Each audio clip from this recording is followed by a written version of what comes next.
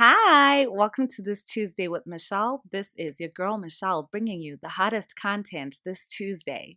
We are going to be talking about a toxic type of love today. And before we even get into that, people who know me very well know that I enjoy karaoke. So, within the same theme of toxic love, I'm just going to bless you guys with some karaoke. Cue in the vocal cords. You're just like poison, slowly moving through my system, breaking all of my defenses with time. You're just like poison, and I just don't get it. Cause something so deadly feels so good. I'm not sure of what to do. You know what? This is why we should leave the singing to Beyonce. Anyway, this is Poison by Beyonce. Now that we've gotten the intro out of the way, let's get into the actual content. Anyway, so this is in the same spirit of the Tinder Swindler, where we saw a very toxic type of love, where this guy is basically love bombing these girls, and then, a lot of crazy stuff happens after that. Check out that episode if you haven't. So, as I was thinking about love bombing, I was looking it up because I was like, okay, and now I'm curious. I've heard the term, but like, what exactly does it mean? And so, in like going down that rabbit hole, I actually found a fun way of presenting this because there's a video that I watched where this lady pretty much incorporated the Dennis system, which is what we're going to be talking about today. So, for those of you who don't watch It's Always Sunny in Philadelphia, the Dennis system is basically a system that this guy, his name is Dennis, came up with. And Dennis is basically like your playboy, non-committal type of guy who is really not looking to commit to any woman. He's really into just, being physical with women and just, kind of like using a bunch of women physically and then just leaving them. He really doesn't care about you emotionally. Okay, so this is the Dennis system that we're going to be talking about.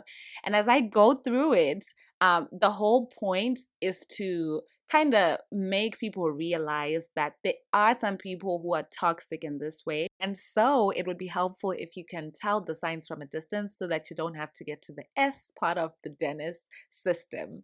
So yeah, I'm gonna make sure that I drop the link to the YouTube video so that you guys can see this little part of the episode. But it's a really funny show, so I encourage you guys to watch it. Anyway, we're gonna jump into it. So D stands for demonstrate value. And in this part of the episode, Dennis basically identifies this girl, this pharmacist, and he's like, okay, this is the girl that I'm trying to get. And so he goes to her and then he orders pills for his grandmother. And I'm going to put that in quotes, air quotes, even though you can't see me, because I don't even think that the grandmother exists. Anyway, the whole point is he's trying to prove to her and demonstrate value that he's an amazing grandson and in turn a great human being, right? So that she gets hooked. And so in real life, what can this look like? This can be somebody who comes into your life and right from the jump, they're trying to show you like all their good qualities. They're trying to show you that they're a great partner. They're supporting you emotionally. They're supporting you physically. They're supporting you in any way, financially, whatever you need. They're like too supportive almost, and it's too soon. And they're probably giving you a lot of compliments. They're probably giving you a lot of gifts, right? And it's one of those things where nothing has been established yet, but this person is really trying to demonstrate value. The whole point is after the value has been demonstrated, this person, in this case Dennis, then goes on to actually ask the girl out. So that's the whole thing is demonstrate value. Next step is you're going to ask this person out. So then Dennis now moves to the E, and the E stands for engage physically. And in this part of it, you guys can guess it. Dennis basically, you should just watch the clip. He works a few, kinks, some lies here and there, and basically engages with this woman physically. And what he says is that once you have engaged with the woman physically, she's basically going to form some sort of bond, physical bond with you, and she will start to naturally depend on you. And so in real life, I mean, I guess, yeah, we could just say again, someone can engage with you physically, and because now you have a stronger physical bond, you might feel like you now depend on this person more than you would have before all this physical stuff had happened. The next part of it is the N. And Dennis basically says the N stands for nurturing dependence. And basically, the whole point is at this point, this person now starts to nurture the dependence that you had started forming in the E part of it, right?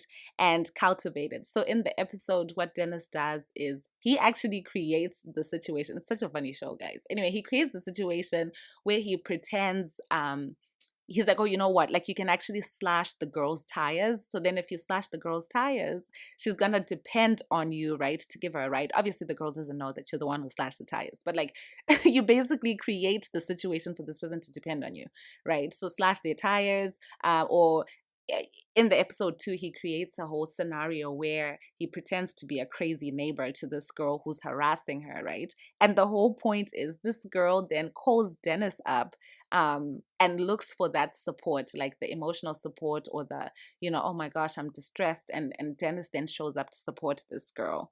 And what this could look like in real life is, again, like someone can see that, oh, this person has this need, and so they constantly feed that need that you have. So for example, let's say that you struggle with anxiety, and so this person now realizes that, like, okay, this person needs somebody to talk to, and then that person really becomes your person, and so they're talking to you every day, checking in on you, how you're doing, how you're feeling, how you're doing, how you're feeling. They keep checking on you and cultivating that bond, right? And now the whole point of it is, it's not that the person actually cares.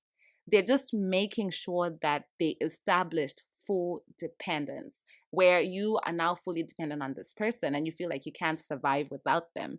And now, when that's established, Dennis moves on to the second N, which is neglect emotionally.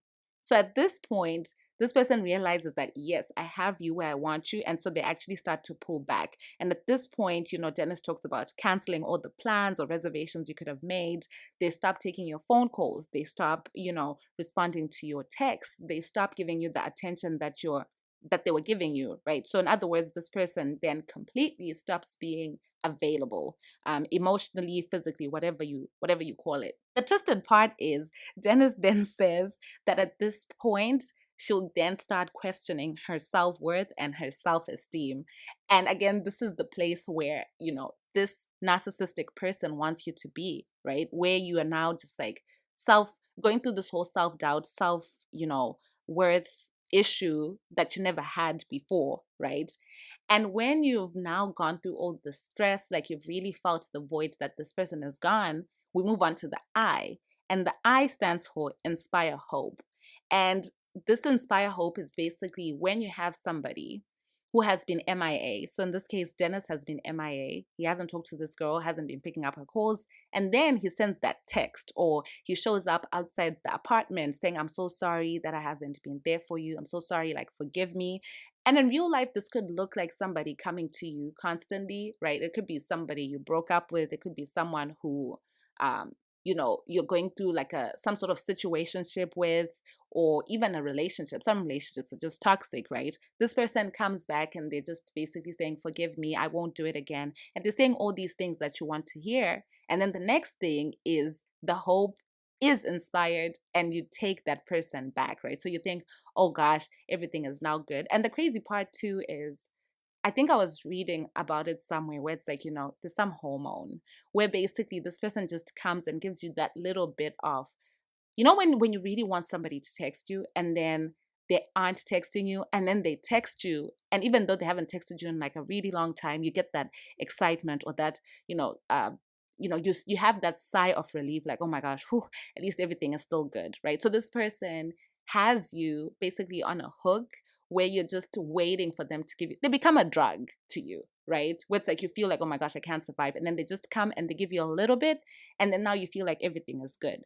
And at this point, we then move on to the S. The S part of Dennis stands for separate entirely. And this is where the person basically ghosts you, right? And so what I've just described is a toxic type of love, where in this case, you have a narcissistic person who is coming to basically show you all this love, make you feel like they love you, but they're actually just doing it for their own good. Their whole goal is to get you hooked on them. Once you're hooked on them, they're done with that. And then they make you go through all this like emotional whirlwinds and roller coasters, right? Only for them to pull back and then completely separate from you.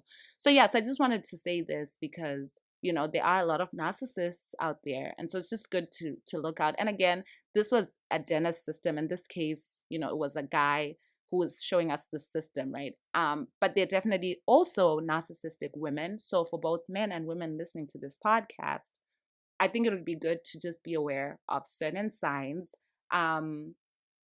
If things are moving too fast, that could be a really, really big red flag to be aware of.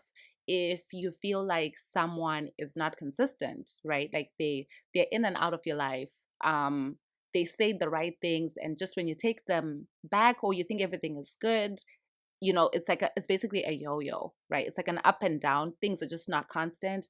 That could be a sign that you're going through this whole D.E.N.N.I.S system with somebody. So anyway, like I said, I thought that this D.E.N.N.I.S system, it was a funny way. And like I said, click on the link so you can watch it and just laugh. But I think there is a bigger message to it that, yeah, just be aware that there are people out there who are doing this. And now to wrap up, tying in the karaoke that I sang in the beginning, in that song, Beyonce is talking about how this person is literally like poison. Like, it's like that someone is so bad for you, but you keep going back, right? And in this whole D.E.N.N.I.S system, you can see that this person is now so dependent on this narcissist that they keep going back, regardless of how they're actually not being loved. And the thing is that sometimes people are actually very much aware that they're going through a cycle, right?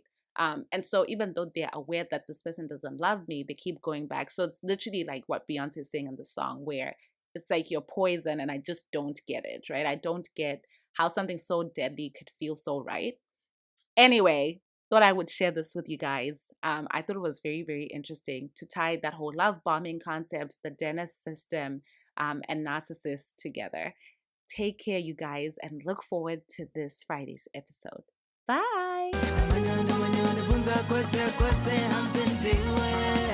Hands into it.